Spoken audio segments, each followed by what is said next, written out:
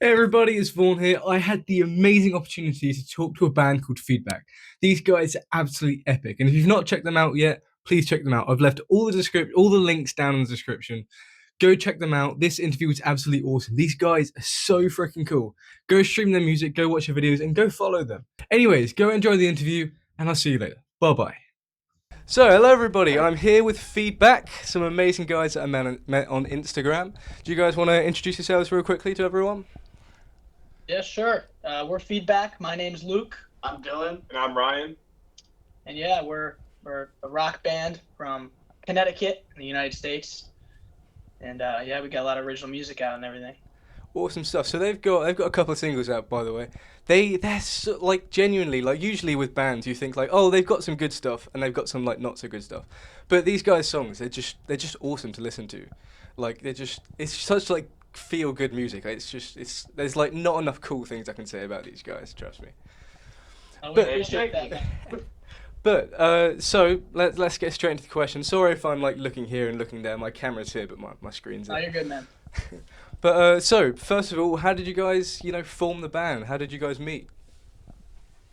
That's a long story. Yeah, that is a long story. Well, so me and Ryan, we've been playing together how many years now? Like three and a half. 3, 4, Yeah. something like that. And we had another drummer and another guitar player in the band. So originally we're 4 guys.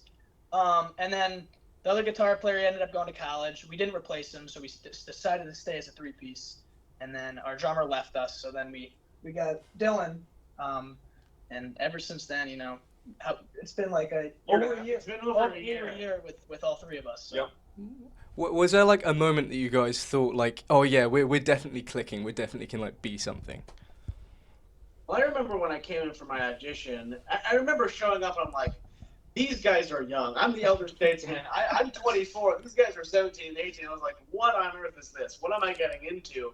And then we started playing. I was like, oh, there's something here. Yeah. I think for me, and I don't know about Luke, but our first gig, just seeing the crowd like react to our first time playing live was kind of like pretty special, and it was pretty cool to see. And we were like, we gotta do something with this, Yeah, for sure. Yeah, I feel like with me, because obviously I'm still 17, so I'm still a little kid. But I always felt like Still the old guy. What's going on? I always felt like because I started gigging when I was 12, and I always felt like people looked at me as my age as opposed to like what I could like do on the. Did you guys ever find that when you were younger? Oh yeah, Absolutely. especially Yeah. at the beginning. Definitely, yeah. Because when we first started, Luke I think was 15. I was 16, and I think I was 14. yeah, man. 14. I think during our first I gig. think you were 15. Yeah. Yeah. So people would come up to us like our first few gigs, and we'd say, 14, 15 years old, and they're just like such more of a reaction than we get nowadays. But People don't expect, young kids to be playing, Yeah. especially this type of music, Yeah. So they think we're like 25, But, Yeah, like Yeah, it's just, once we're I 30, don't it's like far less impressive. 80s music is just so cool, and I really wish that more of like our generation listened to it because there's so many like there's so much awesome stuff in it that like, as you could probably tell on my YouTube channel, I just talk about it all the time. It's one of those things that it just Cinderella comes story. out. Yeah, but Yeah. yeah, you guys just I'm probably gonna like absolutely glaze you this entire interview, so I'll try my best to like hold back on that. But yeah, you guys just you're able to capture that, like especially your most recent one, Play the Music, like that's the first one I heard of you guys playing, and that's what made me think like these dudes are awesome. I want to talk to them. That's such like an 80s sound, and listening back to your like is it Tell You, your second single, it's like it's really a different style, and Yeah. but it still sounds like you guys are like such a cohesive unit. Like even in your videos, you guys look awesome. But like what that sound changing over time. Was there anything that like made you think, oh, we want to write a song that's more this way? Like what's your influences when it comes to like writing music? I feel like, it's kind of whatever comes out. Like, I usually start with a riff, like a guitar riff, and then I'll like present it to these guys, and then we'll just kind of start jamming on it. It's like we don't try to write songs like anybody, like or any specific style. Like we don't like show up and like let's write a song like Yeah. Def Leppard. We kind of just write and like come up with stuff. Yeah, our influences come out through our playing, not necessarily. Like he was saying, we don't just sit down. It's like, okay, let's write a Van Halen song. Mhm. It just like whatever happens, happens. Yeah, I don't think we've ever actually sat down and been like, let's write a song like right now. It just kind of comes naturally, like during rehearsal, Yeah. whatever. You'll just start banging something out, and then I'll just start laying a groove, and then Ryan will come in, and just something will happen. Yeah. Did you find that over time that process of like developing an idea like got easier, or is there like do you feel it's different from when you first started? Oh, it's definitely different. It's definitely easier too.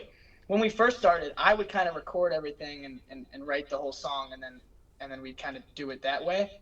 But now, I come up with something, and then these guys jump in and change this, and we kind of like build off of ideas in the same room. Yeah. Do you ever get that conflict of like, oh, I think this is a really great idea, and then someone else is like, no, that's a crap idea. Do you ever get that? And if you do, like, how do you solve that? Oh yeah. We get that a lot, We do. like, I think one time I was showing Ryan, both of them, what was the song? The acoustic song? Hold On. Yeah. The new one or the old? The new one. Okay. And he didn't like, there was like a key change in it. He didn't like it. Oh no, there was like the upwards progression, whatever. Yeah. Oh, fair enough. But, Yeah. Yeah, different opinions. Yeah. Honestly, it usually just comes down to majority rule. Yeah. Sometimes, yeah. Sometimes. Tell me more about that. Is it a dictatorship at sometimes? Oh no, for instance, like if Luke writes a whole song and me and Dylan have some ideas, like it's his song, so obviously like he's gonna like shoot down some ideas that we bring up. But if it's like we all kind of wrote like, we all wrote it together, then it's kind of like a what Dylan said, like a vote basically. Yeah. Yeah, it's a democracy. Yeah. No, fair enough. And I can definitely tell that you guys have you're starting to develop what makes you. Because obviously, if you listen to a guitar blindfolded, you could probably tell if it's Eddie, or you can tell if it's like Jimmy Page or someone. Definitely. I can definitely Yeah. tell that you guys are really digging into what makes you you.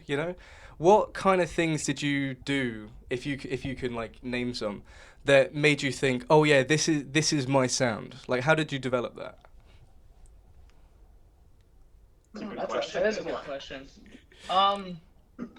In terms of as a band or just Individual. individually? Like either, did you guys find that your influences and the way that you played changed when you guys started playing with each other?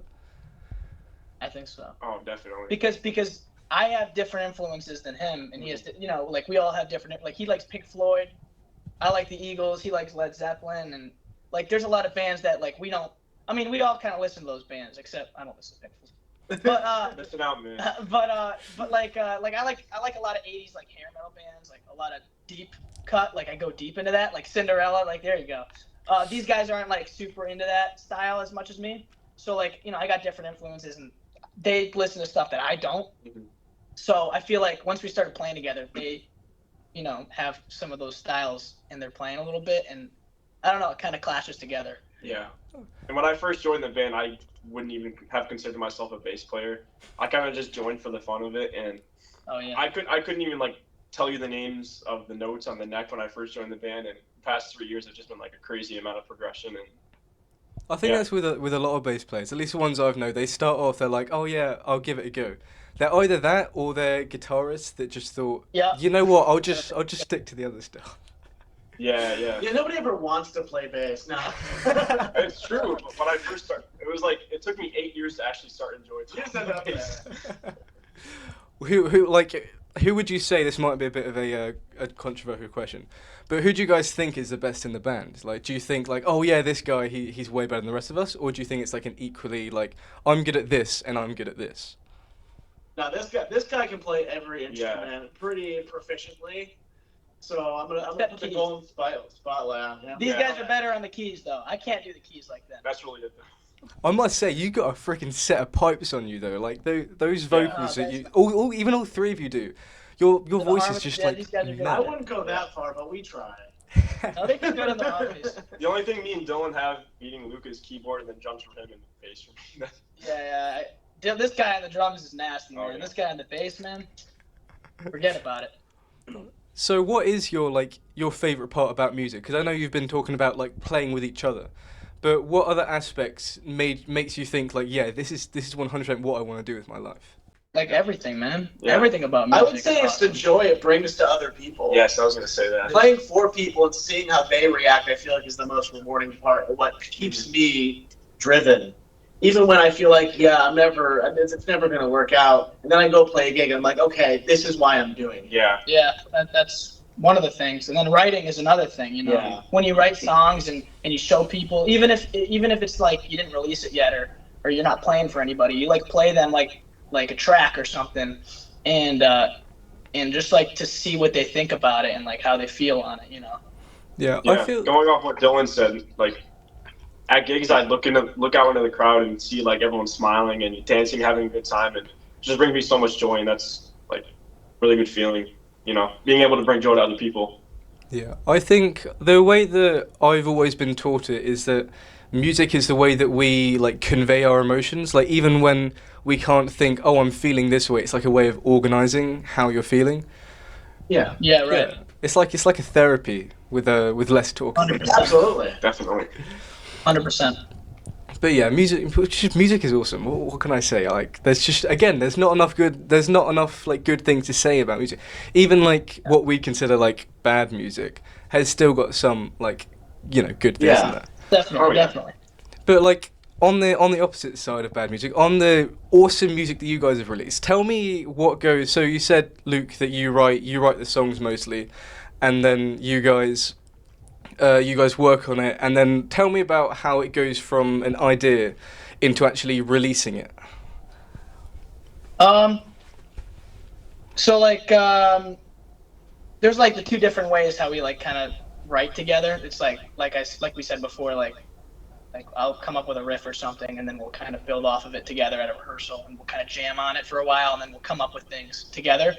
And then there's like ideas that I write by myself, like I write the lyrics and everything, and then I'll record it. I have like a little console in my basement, and I record all the tracks, and then I show them, and then we kind of change some stuff. So do you guys like mix it at home, or do you guys go into like a professional studio? We went to a studio, but we used my basement for like the demos, you know, just to show our producer and engineer how it's supposed to sound and everything before we. Yeah, I must say that is a really Exactly. cool looking studio. The actual like room you're in looks really cool. My Oh, room is yeah, just a fake my brick basement. wall. There you go. But yeah, like I've not released any music, but like just I remember going into the studio because we were testing out a bassist, and it's just Yeah. in the studio it's hard to explain without just like being there. But for me, it's Definitely. like it's just you just feel, even if you go in not feeling great, you just feel like, yeah, this is so awesome when you're actually like in there. Oh, definitely, man. Yeah. But yeah, so but enough of the like the good stuff. What kind of challenges have you guys experienced since you like started playing together? If you have experienced any. I think the drummer was probably our biggest challenge. Yeah. Like when our old drummer left, we kind of didn't know what to do because I mean I feel like when you're trying to look for musicians, they don't show up. And then when you're already in a band, you meet this really cool drummer. Wow, you're really good, man. You should be in a band. Oh yeah, I'm not in a band right now. I'm just like they show up when you don't need them, you know. Yeah. And I thought they were about to start talking crap about me. I was like, where is this going? I mean, you are the drummer. Like, the drummer. I was like, what? What did I do? Yeah, but our old drummer leaving, that was kind of like a out of nowhere rough situation. So definitely. moving on from that was probably our biggest challenge. Yeah. But having Dylan come in, not even like a month later, really helped. And Oh, Dylan yeah. got the material down in less than a month, and we kept the roll on. Yeah, I think we only canceled one show. We Yeah, had a one bunch gig. of shows booked for the whole year, and we canceled one. Oh, So- fair enough. How do you go about getting your like bookings? Jesus, how? Well, we can start at Summit. Oh yeah, we started like a little music school thing, or like like they put you in a band and they'll like Think book. School of Rock. I don't know if we Yeah. have School of Rock in the UK, but I mean, we have a It's that- movie with Jack Black in it. Oh yeah, I love that. Yeah, yeah, but we kind of started at one of those like when we first started, me and him, and we played at a couple places, and then we left because they didn't book us anywhere, and it was kind of just a waste of time. Oh, fair enough. And we were paying money for it and everything, so we just decided to rehearse here instead.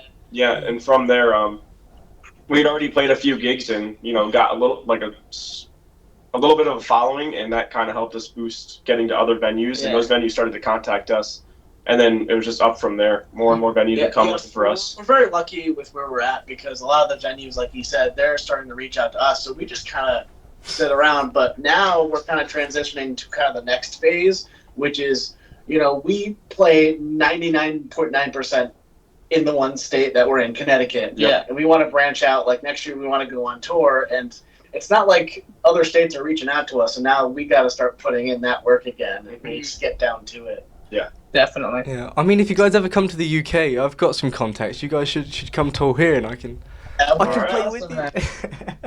There you go. Yeah, I might be a bit upstaged by you guys though, because you guys are probably a lot better than me. But yeah, so how is that feeling for each of you of like, because the first time a venue reaches out to you, that is like a massive milestone in your like musical journey. How did that go? How did that feel for you guys? Is that like a high that you're still chasing? Yeah, I mean, it felt pretty good. I mean, Yeah. we were working pretty hard to like play places, and at this point it was like play as many places as we can regardless of anything. Like we don't care about who what the venue is or how they treat us or anything. We just want to play. We just want, and when people started reaching out to us, it felt pretty good. It made us feel like, wow, we might actually be better than we thought. I mean, it tells, and I get the brag to say that I was your 2000th follower. I was like That's the really? one that pulled you over. Wow. All right, yeah. So where would you guys be without me? You'd be at 1999. But yeah, but how, like with social media, obviously it's a really great thing in the sense that you can like broadcast your music and your passions pretty much across the entire world. But then on the other side of it, it very much saturates the market of the thing that people are interested in. I'm probably making no sense. If I am, feel free to stop me and tell me I'm an idiot. But with say guitarists nowadays, there's not as many of the like guitar legends as you had like Richie Sambora and Tom Kiefer and all that, because there's just so many people who are like freaking amazing, and like there's those 10-year-olds in like Japan and China that are just like way better than we could ever be. Like, do you think social media is like benefiting the music industry by getting music out there, or do you think it's more of the like it's getting too much out there and it's kind of oversaturating it? Like, how do you feel being a upcoming band? Forgot the word then. My personal opinion on that is social media is a great tool for getting yourself out there, but like you said, like it could be too much because anybody could do that now. Like back in the 60s and 70s, when you wanted to go record an album, it wasn't cheap. You had to go into the studio, spend hours in there recording, and going back, deleting tapes, re-recording tapes, and it was a lot of money. So not as many people got the chance to do it. And now you have all these, online recording studio things, and you could sign up for a $10 a month subscription and get a few songs out there with like nothing. Yeah, and you got Google to search up all the tabs. Yeah, of course, yeah. But I think there is a negative side to it 100%. I mean, we were just talking about this before we got in the call. I mean, the social media and even Spotify and stuff like that, I mean, it's great, but it takes away from the music sometimes. People got such short attention spans that they can't listen to the full song. And like we were talking, albums are different now. Like nowadays you got to roll out all these singles and promote, and then you got to put the album out, and then people just don't listen to the full thing. People pick their songs that they like. Albums tell a story, and each song tells a story. When people only listen to a 15-second clip on TikTok, you're not getting the full picture, Yeah, the art of a full-length album, or even a concept album, is kind of gone. Yeah, 100%. Yeah. You don't see concept albums anymore, Yeah, Sucks. the thing is, I probably like not that many people. I grew up with vinyls because my dad grew up in the 80s, and so he had all the like massive like ELO things. He even got War of the Worlds, the vinyl, when it first came out, which is freaking awesome. So I've grown up, because for me with albums it's so important to listen to the album, because a lot of the time it tells some sort of story, and even if there's not amazing songs and it's like not a no skip album, then it feels right listening to like an album, because then you hear all the deep cuts of your favorite musicians. But yeah, definitely. What do you guys think? What's your favorite albums, if you guys can narrow it down at all? Ooh, I love this question. Because when you get Long told, search. you just forget everything. All right, Luke, let's start with you. All right. What would you say? Favorite album? That's tough. I don't think I have like a designated favorite album, but one of the albums that I've been super into, like, is top for me. It's a guy called Dane Donahue, self-titled album. Not a lot of people have heard of him. He's like yacht rocky. Like, I have never heard an album like that perfect. Like, so many legends that played on it. It's insane. Like Don Henley, the guys from the Eagles, Timothy B. Schmidt, Stevie Nicks, Steve Lukather, Larry Carlton, all these guys from Steely Dan. It's insane. And it never went anywhere. And I bought the album. I listened to it all the way in the car. I was like, what is this? I was blown away. So that's one of my favorites.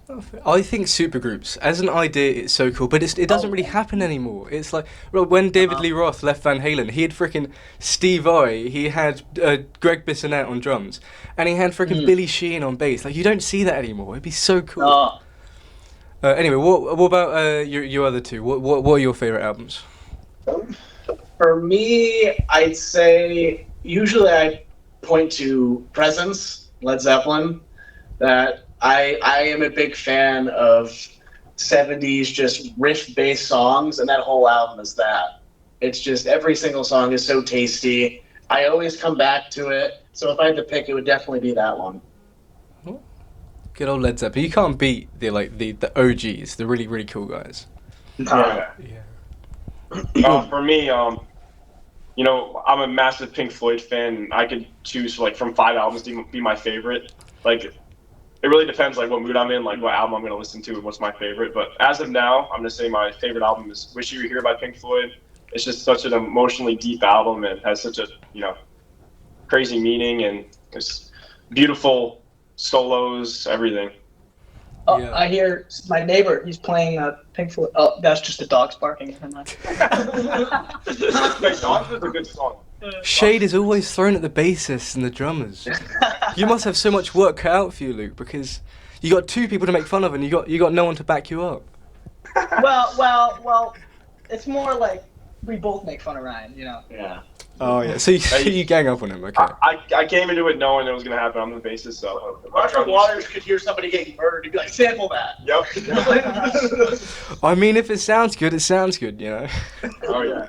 Well, that was Like- what Pink Floyd did. I mean, they made weird things sound good. So. Exactly. Like, I remember watching this. This is probably going to sound really, really off topic, but remember that Bohemian Rhapsody film about Queen, and then being in the studio and just doing the most random things in there, like. You don't get that anymore because everything's just like digital. Like, oh yeah, I want a sound. You just like click a button and it's. I sound like a boomer. Exactly. But do you think if you guys were born and you like grew up in the 80s, releasing the music you do in the era where it like originally originated from, that was a massive bumble of words. Do you think if you guys were brought up then your music would be different, or do you think it would be like relatively the same? No, I think it would definitely be different.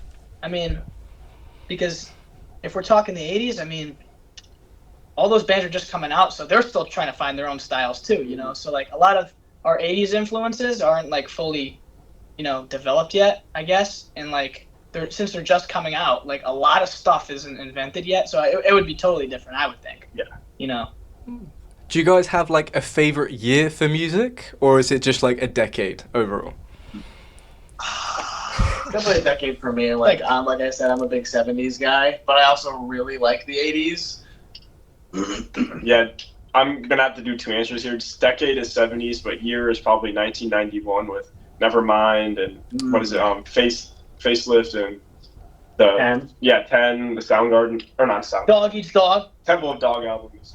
Good old grunge. You see, I've got a love-hate relationship with grunge because obviously it sounds like a vibe. Like Nirvana, I don't listen to massively, but like bands like Pearl Jam, it just sounds so nice in my brain. But then on the other side, it kind of kicked hair metal out of the way. So think what hair metal could have been. Yeah, I'm with you. But yeah, so Yeah, like I like the fast guitar solos and like those ripping guitarists, and I like the vocalists from that scene, like they were insane. Yeah. Like, come on. I can hear a lot of Bon Jovi in your voice. I must say, you're like you've just got it like nailed. It sounds awesome. I've got that a couple times. Yeah. What like? How did you? The way that you sing now, is that because that's just kind of how your voice is, or did you like working like, oh, I want to sound a bit more like that or a bit more like that? So I've been singing since I was in 4th grade. So what age is So that? for like 2 years. So what is that? Well, I was like 9 or 10 or something like that. And so before your voice changes, like who you try to sound like.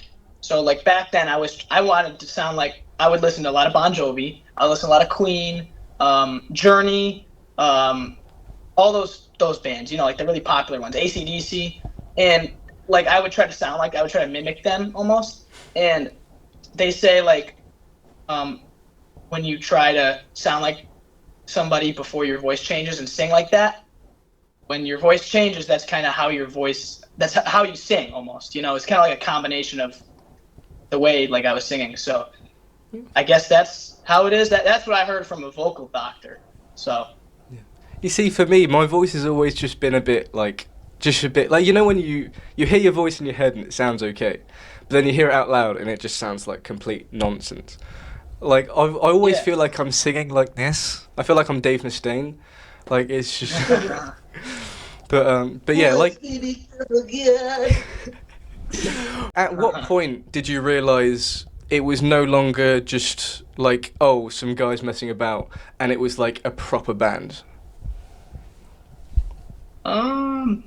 I think, well, I wanted to take it serious from the start. Like I joined this band because I wanted a serious band.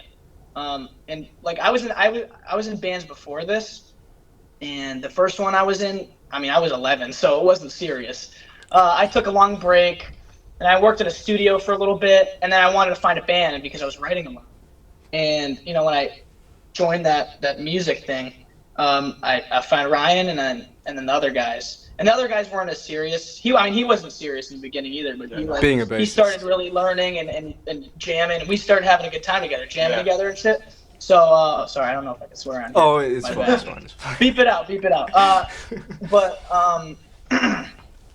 anyways, yeah, as I was saying, you know, we were jamming together and we were having a good time, and then we started playing out a lot of places, even with the old drummer. And then I thought that we were pretty good and we were having a good time and people liked it. So I think we were serious even when we had the old drummer. But when Dylan joined, we started to get more consistent, and he started to, you know, Oh, yeah. gave us like a new light almost to the band. And then- He was definitely good at Yeah, this. I was serious from the start. I joined these guys because I wanted a serious project. Yeah. So and then being in with the studio and hearing our songs come to life and then having them be put out, that really solidified like us, I guess, considering ourselves a serious band, because now we're out there and can't take it back. Yeah. when you do like play with each other, is there like do you focus on like a specific person? Like do you, Ryan, do you focus on Luke, or do you focus on like what you're hearing with the drums, or are you guys just kind of like in a whole world of your own? Really depends on like the gig, like what song it is. Like But at this point, like I know the song so well, I'm just kind of Yeah. on autopilot. yeah, A lot of times I'm just looking out in the crowd. I'm just in my own world. Play something to I midnight. try to use the vocals as a guide. Mhm. Like I use vocal cues to get me through a song if I'm a little lost. What about you, Luke? Being the front man, are you like all up in the crowd's face, or are you thinking like, these guys, I gotta focus on these ones? I don't really pay attention to. I'm just kidding. No. I think it's like hard because you don't think about it, but Yeah. I listen. You know, I don't think about listening, but I do listen, and I listen to him. The bass holds down the groove. Everybody knows that. Without the bass, there's no foundation. You know, house crumbles, right? And then this guy, obviously, he's the time guy, so I got to listen to him too. So I definitely listen to these guys. You know, I think that's definitely important. Listen to the rhythm section, especially. Oh, yeah. He listens to me slowly speed up for every song. It's all the adrenaline that Yeah, but- pumps. I've always found that people rush way more than people drag, and like, Definitely. I mean, you can't blame me. When you're doing like a high energy set, you really want to be like, ah! You know, Oh, so yeah. When you do as much drugs as I do, no. really are 70s, man. I mean, I'm usually mostly paying attention to Dylan because Luke's, singing, look at the crowd for like 90% of the gig. So, me and Dylan kind of have like a connection on stage Yeah, because they have the romantic relationship back there. drummer in the bass is still. But We yeah, kissed at least twice. we just look at each other and find a group and Happy Pride Month. get it going. Yeah, fair enough. Now, when I look at you guys, you're like your trajectory is just going like through the roof, and you've got, at least from what I can like gather, you guys have got so much potential that one you've already gotten to, and that you're skyrocketing towards. At this moment in time, what do each of you think is like the most proudest moment when it comes to music? Like, what do you think has been the highest point so far? I feel like it would be Toad's Place. Yeah, I was I gonna mean, say Toad's Place was pretty good. Yeah, we had a lot of people I'd there. say Toad's Place or Ocean Mist. Ocean was really fun. Ocean Mist was good.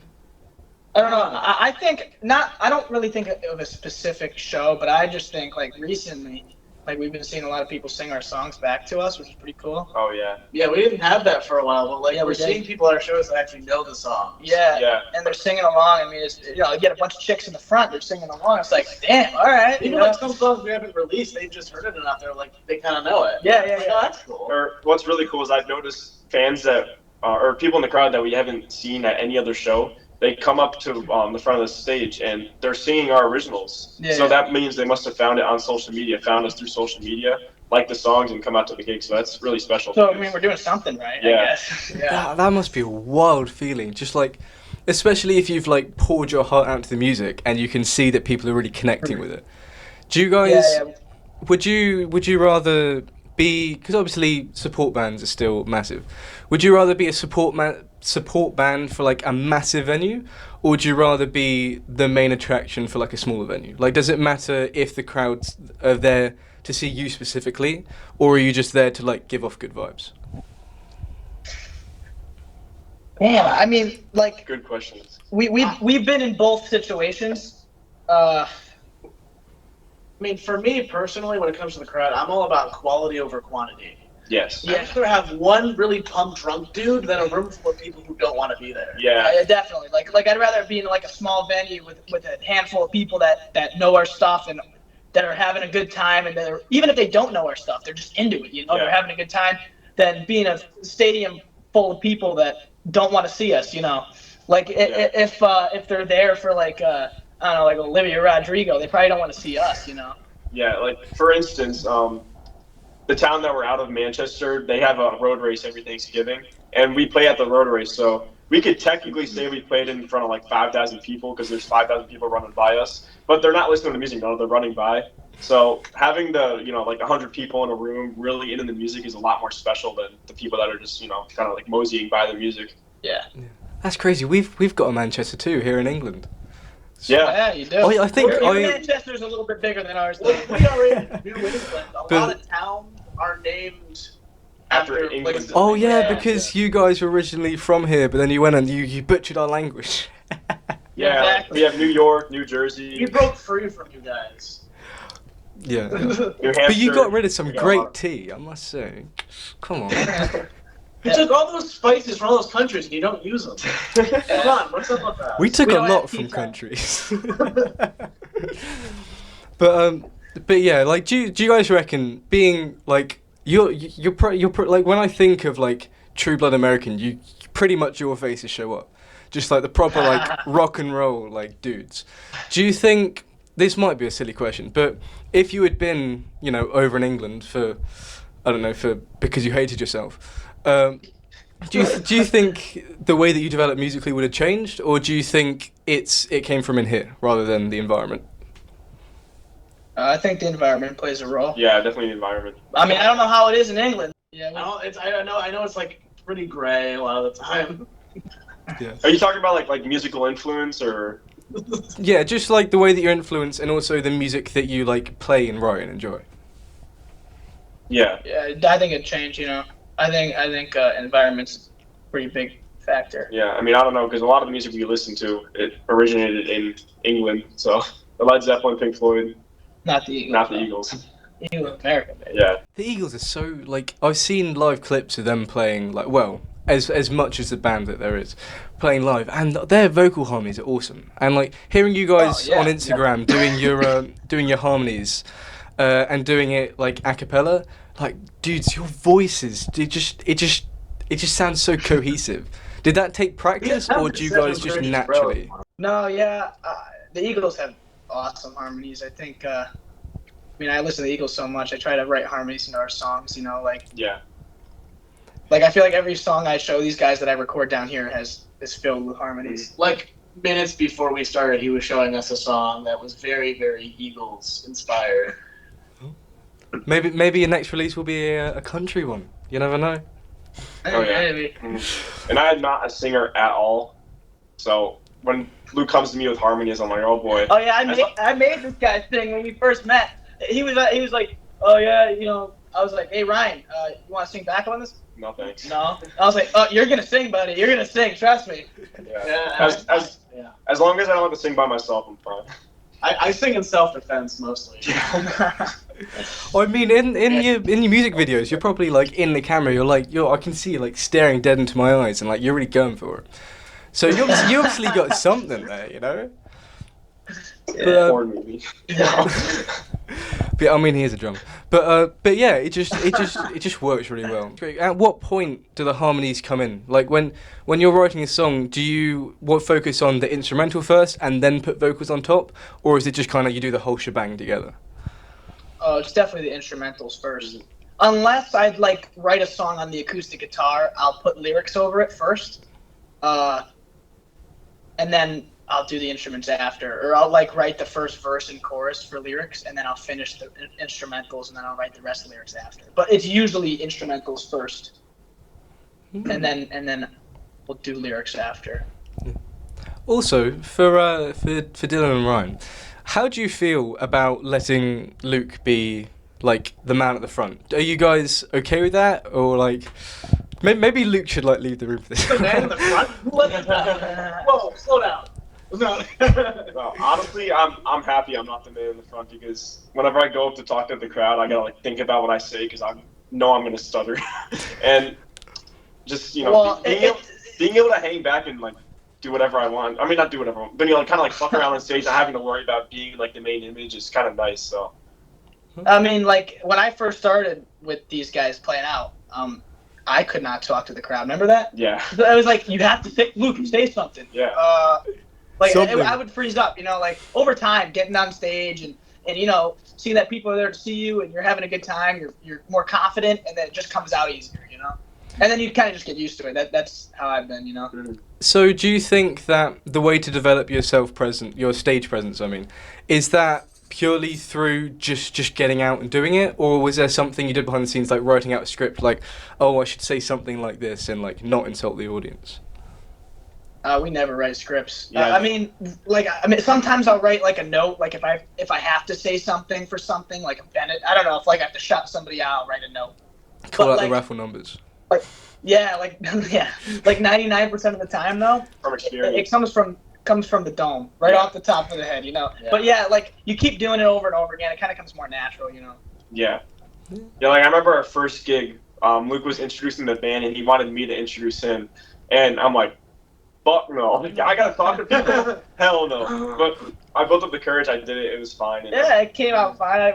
We still have the video. yeah, ever since then I kind of, say a little thing here or there to the crowd, and it's not as bad as it was when we first started. Yeah, I think It just comes with experience, doing it over and over again.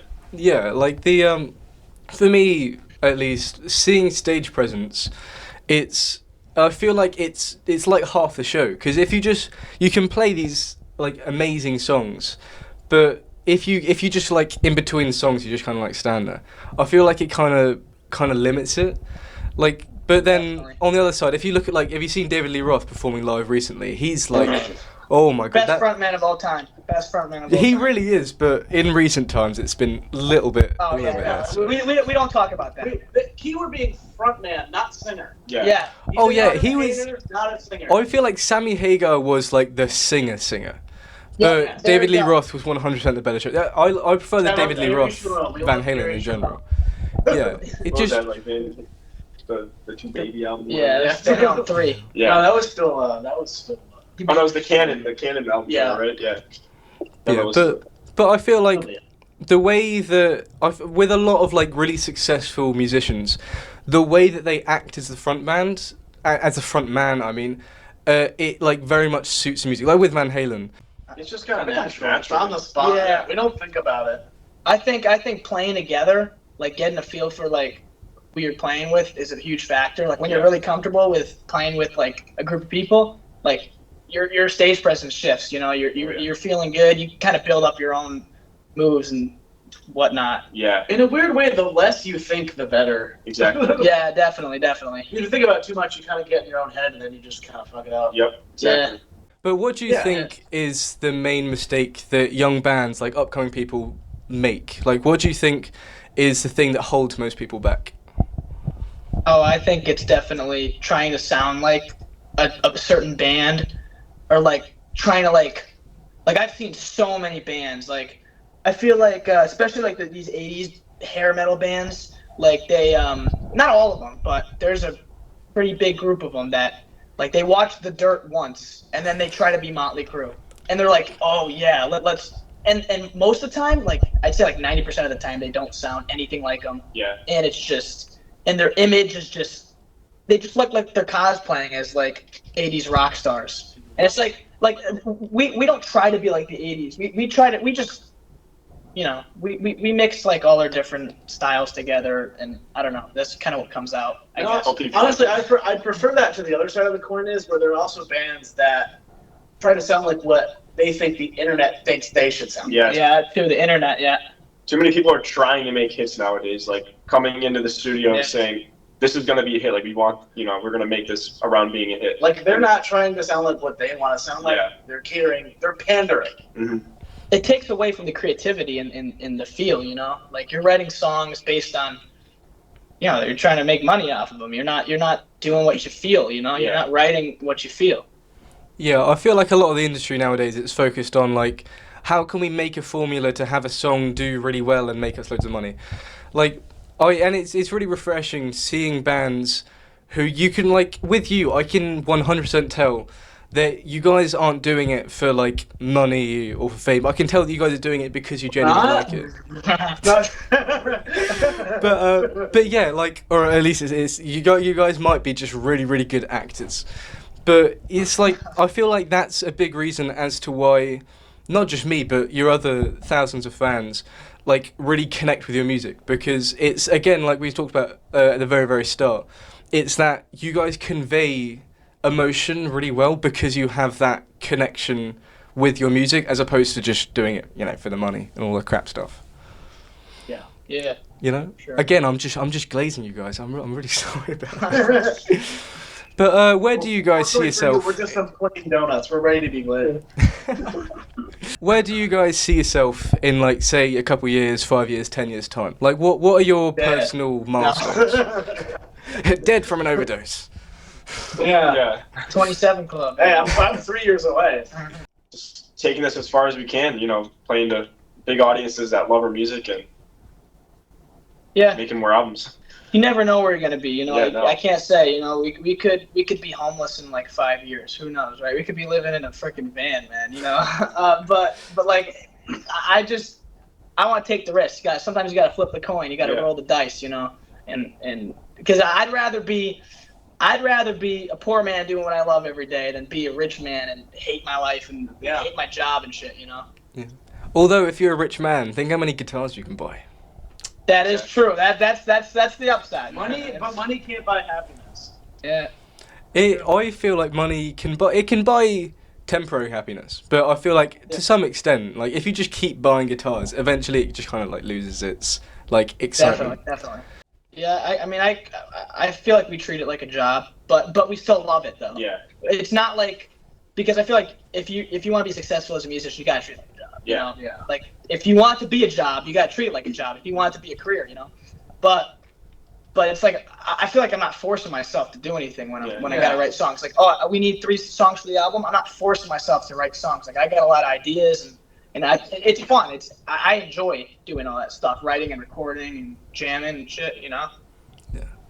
Do you guys reckon you'll release an album, or do you think you'll just release singles because albums are a little bit, unfortunately, a bit outdated? Oh no, we're putting an album. Yeah, out we're there. putting an album out. So like we're releasing 5 singles first. We're rolling them out every 6 to 8 months, or not months, 6 to 8 weeks. So we're at 3 right now. We're working on another one. We just finished it in the studio. Yep. So we're waiting to get it mixed and mastered, and then we're gonna set it for a release date, probably July-ish, probably early July. And then we got one more after that, and then we're gonna roll out the rest of the album. It's kind of like building up anticipation for the album Yeah. because these singles are going to be on the album. So Would you want to be considered one of the like absolute rock legends, like the John Bonhams and the Bon Jovis and the bassists in the world, Michael Anthony? me personally, I just want to do what I love, and I don't really care about like being considered like the greatest of all time, whatever. And just being able to do what I love with people that I really like. It's just an awesome feeling. Yeah. It's just going from there. Yeah, because like how I'm perceived isn't really up to me to a degree. So like Yeah. what happens, but I'm not aiming to be this legend of music. Yeah. I mean, I feel like to some extent it would be cool, but I feel 100%. it's because obviously music is about connecting with people. So you gotta. It's hard to connect with people if you're not a person. That sounded really weird, but I hope you get the idea. But Oh, we No, I can get that. Yeah, But- because like every now and then, like we're not like insanely popular at all. So like, but every now and then in our hometown, like we get like people coming up to us like, oh, like you're that guy in that band Feedback, Yeah. and I'm like, yeah, but I'm also like like regular college kid. that must be a crazy feeling. Just I've not had it yet, where someone walks up to me and be like, "Oh, you're this person," and you're like, "Yeah." That. Do you guys remember the first time you were recognized in public? I don't remember the first time. I don't remember the first time either. I remember I went to see, was it Rat? I went to see Rat with my buddy, and 2 people came up to me and recognized me. I was like, wow, I felt like a celebrity that day. I was like, no, but I thought that was pretty cool. I was at a really big arena, like an hour away from home, and people were recognizing me. So I was like, I thought that was pretty cool. I always feel really bad when someone comes up to me and recognizes me and I have no idea who they are, and I'm like, I Yeah. really should Yeah. know. And then they act like that you should know them. Like they act like that you talked before and shit. Oh, Like- no. It's like, Hey, what's up? Hey, You know? you. No, but this one time I was seeing fireworks at my hometown's like fireworks celebration for the July, which is an American Oh, holiday. you told me this. And I was getting food in line, and this girl in front of me, she had a Feedback sweatshirt on, and I'm like, "There's no way." And she didn't see me, so I like turned to her. I'm like, "Oh, I like your sweatshirt." She was like, "Oh, thanks." And she does a double take. She's like, "Wait, you're that guy." I'm like, So concerts, obviously, half of music is concerts. What do you remember your guys' first ever concerts you went to? Oh yeah, I have a list of. I think my concerts first I've been to. real concert, not a tribute band, was with this guy. Was it? It was Oh. Quiet Riot and Vixen. Yeah, I took him to see Quiet Riot, Vix. Oh, Rat or not Rat, Stephen Percy. yeah, and then there was Slaughter. Yeah, Slaughter too. No, was- it wasn't Slaughter. It was was before- LA Guns. Oh, LA Guns. LA Guns is so underrated, man. So I know. so yeah, rad. they opened. Then it was Vixen, and then it was Quiet Riot, Yep, and then and it was Stephen Percy Stephen from Percy. Rat. Yeah. Fair enough. So My first concert was CCR, Creedence Clearwater. Creedence, that's good. I was in music. 4th grade. 4th grade, what, yesterday? Yep, exactly. You're fitting right in. But what about you in the back, Dylan? What was your first? First concert. I think it was a Beatles tribute, if that even counts. We'll count it. We'll count But I think as far as like a big artist, I saw Kiss and Def Leppard in 2014. Stain. Well, I saw them on I saw the final tour with Kiss. Which final tour? No. The final tour. That was 5 years ago now. 6 years ago, something like that. If Kiss has no haters, then I'm dead. Kiss, I feel like it's one of those bands that it's so recognizable that like even if you don't know the band Kiss, you probably know the face paint. Like, come on. Oh, yeah. They're a real. business, not a band. Yep. Would you guys ever Yeah. do the face paint? No. Oh, No, we don't do no face paint, man. The Yeah. 70s outfits. Well, we did for Halloween. We did do a little bit. At least No, I he did. We did. What Oh, did I you do? both did? What? We did a Halloween show and we kind of dressed up like rock stars, like different Oh, rock yeah, no, I stars. did like the Nikki He Sixx, did Nikki Sixx. I did the Peter Chris thing. He did Peter Chris. I guess I was Bon Jovi. Yeah. You're just always Bon Jovi. I don't know. Oh, fair enough. So you've had your first concerts. I'm sure you've probably been to like thousands of concerts by now. If you could go back in time to any concert ever, and you just go back in time just for that one concert, what concert would it be? Is it festivals count? Sure, yeah. Journey, Houston. What was it? 1981. Oh, that was Escape. Oh, Escape. I know Escape. That was like peak Journey. Yeah, that was.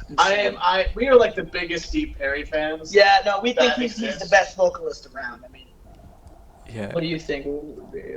I'd probably go to 1976. Led Zeppelin song remains the same at Madison Square Garden. Oh yeah, that's pretty That's when the album iconic. came out. It was 1973. Yeah, because they didn't release Justin. Sorry, Get out of here. You're I'm a banned. poser. Well, fair enough. Well, it's been really great talking to you. I can't believe it's already been an hour. Oh my god, this I know. is just flown by. Yeah, no, it felt like 20 minutes. Yeah, you guys are just so awesome to talk to. Like, thank you so much for You too, agreeing man. to this. Absolutely. Appreciate it. Some random British kid saying, "Can I talk to you guys?" but last thing, if you could give one piece of advice to any like upcoming musician, whether that's something that you can just think of or something that you've been told before, what would that advice be? Make the band, man. Just you got to make the band. You got if you know somebody, like I feel like everybody is always so like, oh, I don't know if I should get out there. I don't know if I should do this or. First, get on social media. Start building that thing because social media. I hate to say it, but you need it to be in a band. You need it to be an artist these days. But like a lot of people are so familiar or so comfortable and familiar with social media that they don't want to get out there, and they're comfortable with that. But they're fine with they're fine with playing in front of like 1 million people on social media, but they're scared of playing for 10 people in person. Mm-hmm. So you just got to get out there. You got to get over that fear. You got to get with those people and stop being a bedroom musician. Get out there. What do you have to lose? Life is too short to care about what other people think about you. And do it with people you like. 100%.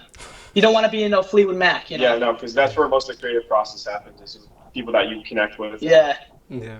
If you guys started hating each other, do you think you would continue it, or do you think you would just call it We'd quits? probably continue it to an extent, and then we'd probably be like, all right, this shit's done. I We're didn't done tell them I'm with putting tomorrow. this guy. Yeah, we're actually kicking him out. Yeah. But again, thank you so much, guys, for talking to me. Thank you, man. You guys are awesome. Feedback official band on all platforms. I'm pretty sure. Feedback official band, yeah. It sometimes like the capitalization and underscore is a little bit different, but if you just look up feedback official band, it should come up. Yeah. And again, I want to say a massive, massive thank you to Feedback for having that interview. It was so much fun to do. I was very nervous and I did yap a lot, but these guys, absolutely amazing. Go follow them and go have a great day. Bye bye.